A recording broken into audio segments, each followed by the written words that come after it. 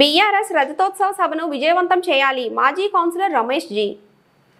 తెలంగాణ సరిహద్దుల్లో రజతోత్సవ wall writing ఏర్పాట్లు. ఈ నెల 27న వరంగల్ జిల్లాలో బీఆర్ఎస్ రజతోత్సవ సభను విజయవంతం చేయాలని బీఆర్ఎస్ పార్టీ నాయకులు మాజీ కౌన్సిలర్ రమేష్ జీ పిలుపునిచ్చారు. సోమవారం నల్గొండ జిల్లా ఎమ్మెల్సీ ఎంసీ కోటిరెడ్డి ఆదేశాల మేరకు మాజీ కౌన్సిలర్ రమేష్ జీ తెలంగాణ సరిహద్దు ప్రాంతంలో కొత్త వంతెన వద్ద వాల్ రైటింగ్లు ఏర్పాటు చేశారు.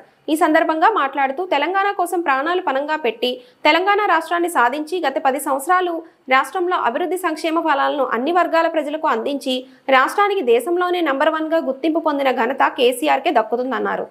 మాజీ ముఖ్యమంత్రి కేసీఆర్ అధ్యక్షతన ఈ నెల 27న వరంగల్ జిల్లాలో బీఆర్ఎస్ పార్టీ రజోత్సవ సభకు నాగార్జునసాగర్ ప్రజలు పెద్ద ఎత్తున పాల్గొనాలని ఆయన పిలుపునిచ్చారు.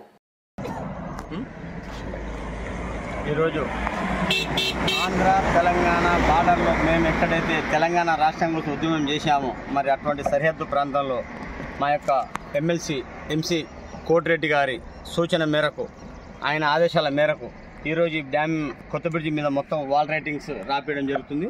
ఏప్రిల్ 27న 25 సంవత్సరాల ఈ రజతోత్సవ బహిరంగ సభను విజయవంతం చేయాలన్న ఉద్దేశంతో కేటీఆర్ మాజీ మంత్రి జగదీశ్వర్ రెడ్డిల నాయకత్వం వర్ధిల్లే విధంగా మరి మా యొక్క ఎమ్మెల్సీ కోటిరెడ్డి గారి పేరు పెట్టి మన మాజీ ముఖ్యమంత్రి గారు బీఆర్ఎస్ వర్కింగ్ ప్రెసిడెంట్ మాజీ మంత్రి గారు పేర్లు పెట్టి ఈ యొక్క ఏప్రిల్ 27న జరిగే బహిరంగ సభని ప్రజలందరికీ తెలిసే విధంగా ఇక్కడ వాల్ రైటింగ్ రాపేయడం జరుగుతుంది. గత 2 రోజులు నడుస్తుంది. రేపు ఒక రోజు అయితే అన్నీ పూర్తవుతాయి. ఆ తర్వాత బహిరంగ సభ ప్రజలను ఏ విధంగా తీసుకెళ్ళాలి, ఆర్టీసీ బస్సులు వస్తాయా, మరి వెహికల్స్ వస్తాయి, వీళ్ళందరినీ తీసుకెళ్ళి మేము మళ్ళీ వచ్చే ఆదివారం రోజు పెద్ద ఎత్తున ఈ యొక్క బహిరంగ సభను సక్సెస్ చేయాలని నందికొండ మున్సిపాలిటీ తరఫున ప్రజలందరూ కోరుతున్నాం.